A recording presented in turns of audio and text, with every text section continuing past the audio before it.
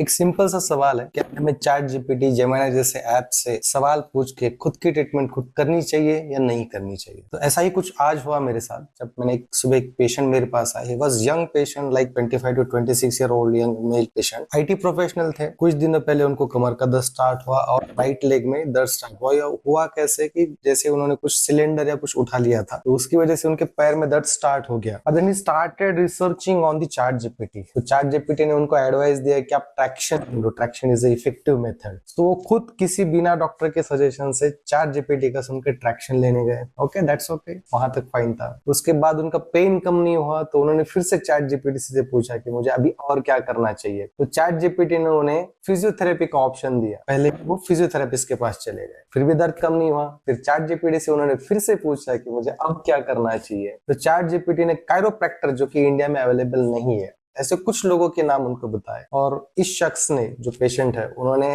Instagram हो, Facebook हो, इन जगह कुछ लोगों को ढूंढा जो ऐसी चीजें करते हैं। तो उन्होंने मालिश करा ली, उन्होंने कुछ मैनिपुलेशंस भी करा लिए। Then they find out like there is some Korean machine which can cure your spine. So उसको इंस्टाग्राम पे देख के उस व्यक्ति के पास चले गए, जो कुछ मशीन है उनके पास, आई डोंट नो वो क्या होता है। तो मशीन के साथ नेक मसाज और बैक मसाज की। उस दिन तक उनको नेक का और हाथ का कोई दर्द नहीं था, but then he suddenly started having left sided upper limb pain, यानी लेफ्ट साइड के हाथ का भी दर्द उनको स्टार्ट हो गया। तभी 2 महीने उनको हो चुके हैं। 2 महीने तक उन्होंने यही चैट जीपीटी, जेमिनी, इनसे पूछ के ट्रीटमेंट खुद की।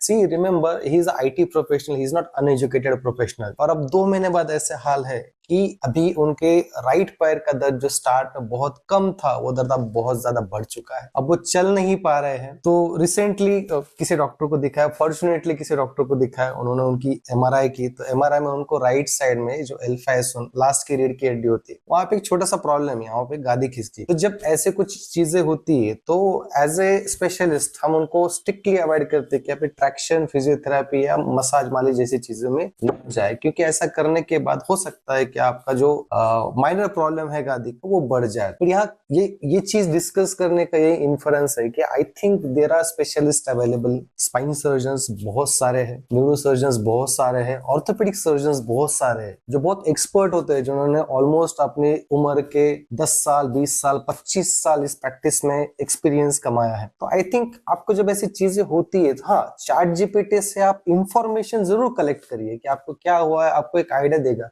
और उसी चैट जीपीटी को अगर आप नीचे पूछेंगे कि which doctor should I consult, तो आपको ये बता देगा कि आपको इस डॉक्टर की जरूरत है। आपके पैर में पेन है, आप स्पाइन सर्जन को दिखाइए। आपके पेट में दर्द है, आप गैस्ट्रोएंटेरोलॉजिस्ट को दिखा दीजिए। बट चैट जीपीटी से पूछ के खुद को ट्रीट करना, आई थिंक आप आपकी खुद की जिंदगी के साथ खेल रहे हो। ये नहीं होना चाहिए। बट अनफॉर्चुनेटली रिसेंटली कुछ सालों से हम देख रहे हैं कि ये चैट जीपीटी, जेमिनी से पूछ के खुद की ट्रीटमेंट करने का जो रेट है वो बहुत ज्यादा बढ़ चुका है। It is very wrong. ऐसा करने से हो सकता है कि आप आपके बॉडी के डैमेजेस बढ़ा ले। तो जब भी आपको कोई इश्यू हो, आप चैट जीपीटी पे इंफॉर्मेशन जरूर लीजिए, मगर उससे नेक्स्ट सवाल ये भी पूछिए कि इस प्रॉब्लम के लिए मुझे किस स्पेशलिस्ट को मिलना चाहिए। खुद डॉक्टर मत बनिए। आपके आसपास बहुत सारे स्पेशलिस्ट हैं जो आपकी बहुत अच्छे से साइंटिफिकली मदद कर सकते हैं। तो ये मेरा निवेदन है सबसे कि ये चीजें मत करिए। Thank you very much.